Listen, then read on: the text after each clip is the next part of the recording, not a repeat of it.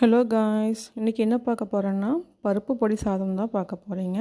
தேவையான பொருள்: பெரிய வெங்காயம், பச்சை மிளகாய், கருவேப்பிலை, தக்காளி, பருப்பு பொடி. ஸ்டவ் ஆன் பண்ணிவிட்டு நல்லெண்ணெய் ஊற்றிக்க போகிறேன். இந்த சாதத்துக்கு நல்லெண்ணெய் நல்லா டேஸ்ட்டாக இருக்கும். ஆயில் ஹீட் ஆனதும் 1 ஸ்பூன் கடுகு நல்லா பொரிஞ்சதும் 1 ஸ்பூன் கடலைப்பருப்பு, 1 ஸ்பூன் உளுந்தம் பருப்பு நல்லா சிவக்க வறுத்து விடுங்க.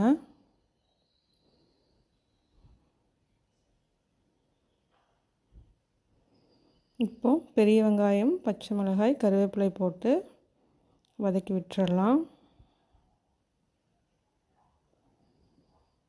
வெங்காயம் நல்லா கோல்டன் ப்ரௌனாக ஆகிற வரைக்கும் வதக்கி விடுங்க.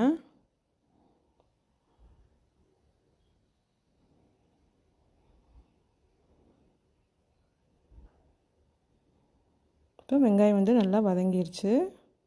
இப்போ நம்ம வெட்டி வச்சுருக்கிற தக்காளி, ஒரு 3 தக்காளி வெட்டி வச்சுருக்கேன், வதக்கி விட்டுறலாம்.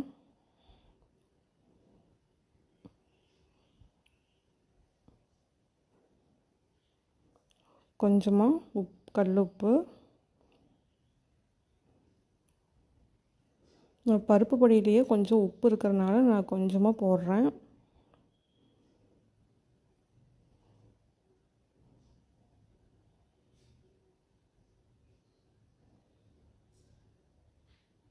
ஒரு ஸ்பூன் மஞ்சள் தூள்.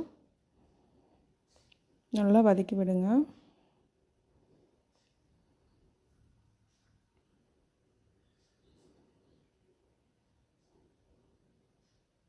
தக்காளி வேகிறதுக்காக ஒரு 1/4 டம்ளர் தண்ணி இப்போ நம்ம ஊற்றிக்கலாம். தக்காளி இப்போ நல்லா வேகட்டும்.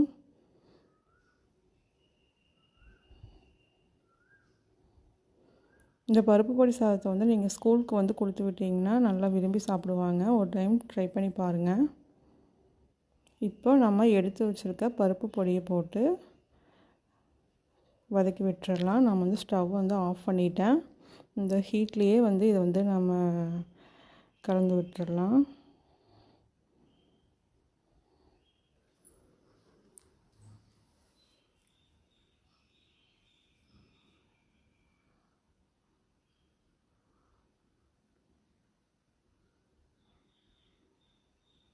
இப்போ ஆற வச்ச சாதம் ரெடியாக இருக்குது.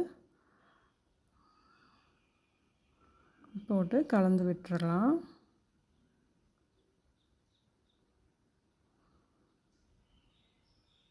கொஞ்சமாக நெய் விட்டு கலந்திங்கன்னா இன்னும் டேஸ்டியாக இருக்கும். இப்போ சாதம் ரெடி ஆயிடுச்சு. பருப்பு பொடி சாதம். இதே மாதிரியே நீங்களும் ட்ரை பண்ணுங்கள். தேங்க்ஸ் ஃபார் வாட்சிங்.